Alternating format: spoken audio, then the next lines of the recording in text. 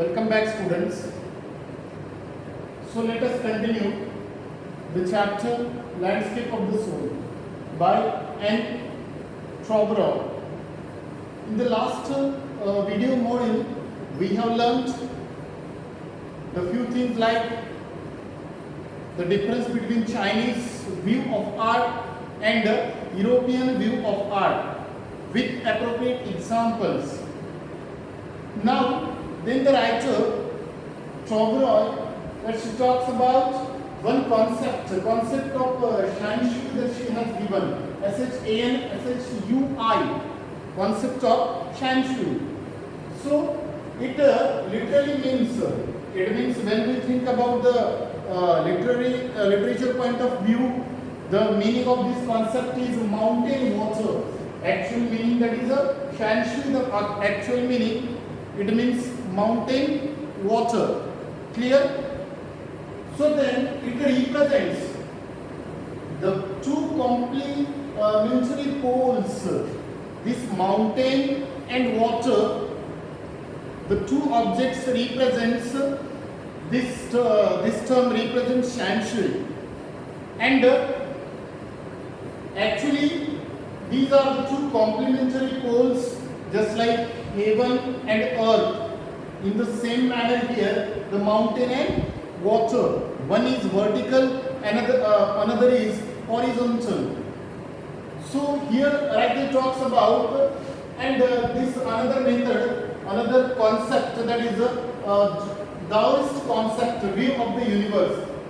It reflects what this Shanshui, it means literally means mountain and water, which reflects two complementary poles, and it also reflecting the Taoist view of the universe, Daoist, Taoist view of the universe.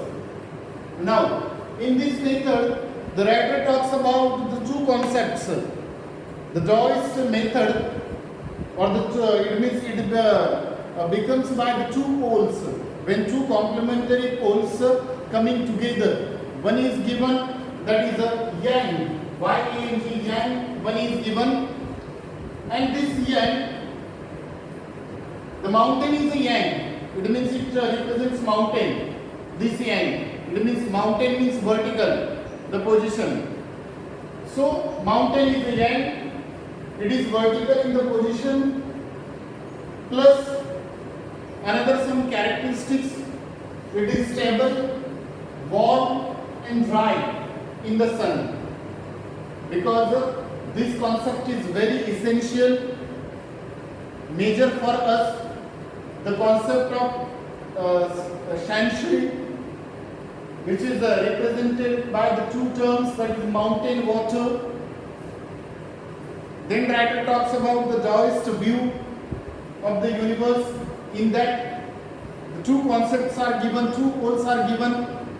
One is yang, Y-A-N-G, which the writer then says mountain is the yang, and you know that the mountain is vertical, and some other features like it is stable, warm and dry in the sun. Am I clear? Plus it is it comes in the masculine gender, it means masculine in that category, this yang. And now let us move on to the next concept, next pole.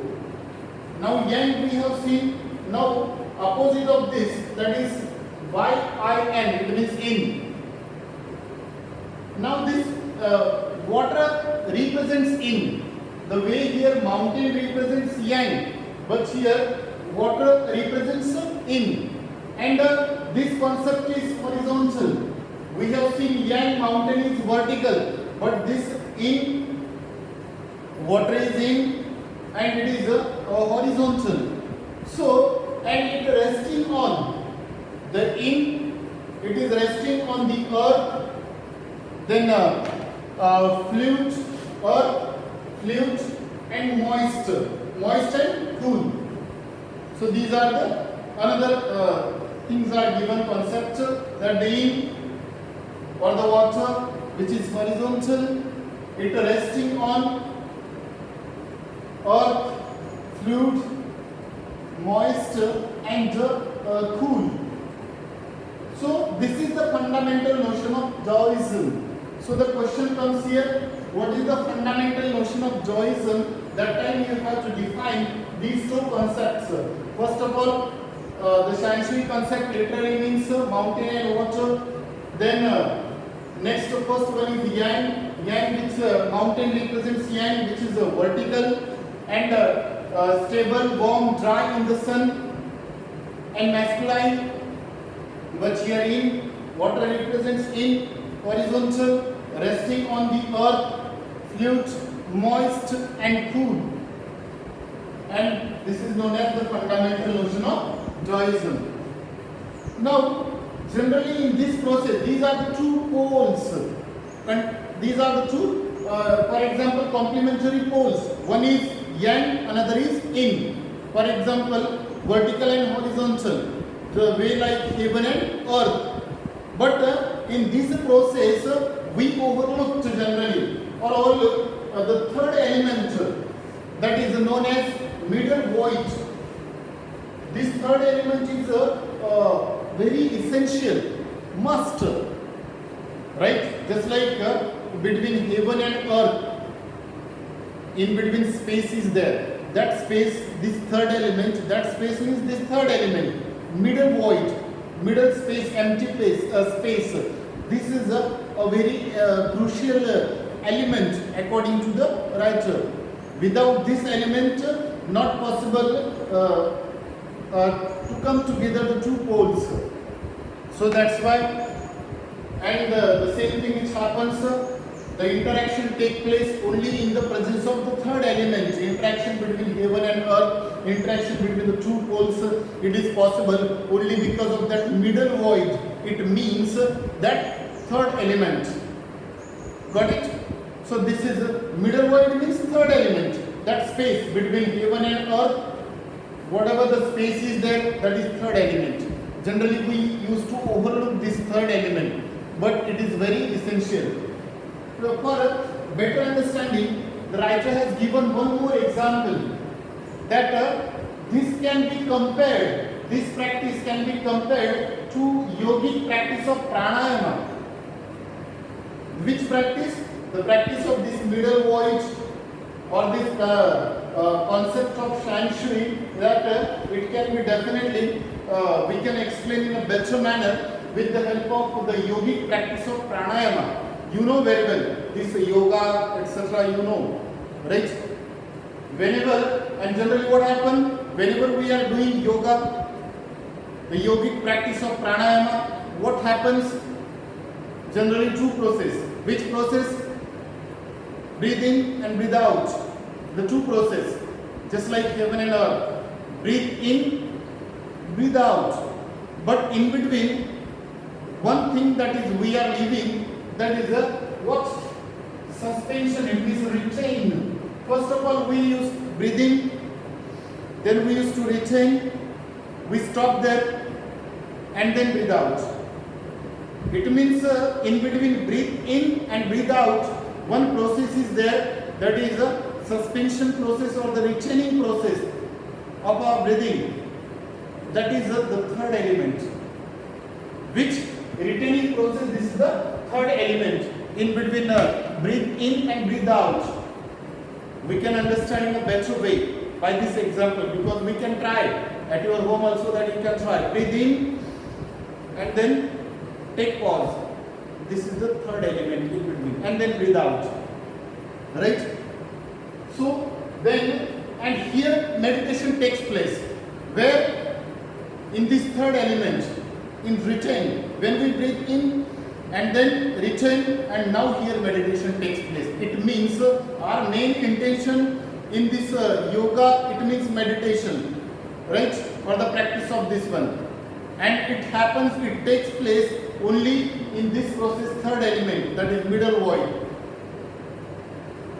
In between breathe in and breathe out. So, this is what the middle void is, according to the writer. This is very essential process. Man finds a fundamental space between heaven and earth. And generally, in this Shanshui process, in this fundamental of Joyism, in this process, generally what happens, one third element is often overlooked. Which third element? That is a human being, or the role of a man between heaven and earth. In between heaven and earth, this is what the role of the man is coming, a human being is coming, that is often overlooked. If the interaction taking place, this role is very important. And this is a human being. It is played the role of a conduit of communication, and it is considered as the conduit of communication. Conduit means a kind of means of communication between heaven and earth, between breathing and without returning process. Breathing and without returning process, third element. So now a human being, a kind of a conduit. Conduit means means of communication, medium, right? Medium of communication where the both poles come together, interaction takes place. The eye of this is what known as the eye of the landscape, according to the writer, right? So in this module we have discussed about the concept of Shanshui, or the fundamental notion of Joyism, which is very crucial in this chapter, right? So remember this, recall, read at your home.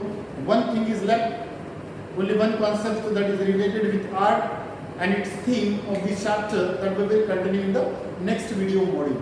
Thank you.